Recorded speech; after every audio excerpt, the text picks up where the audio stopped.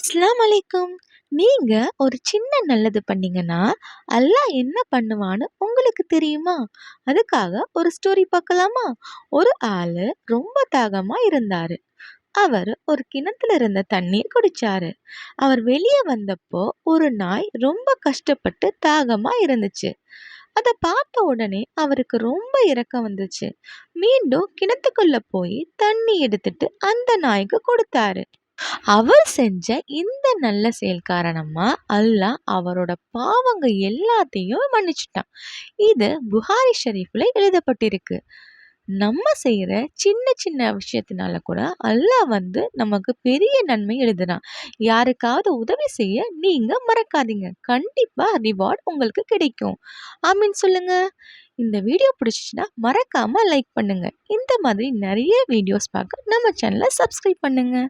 அஸ்ஸலாமு அலைக்கும்.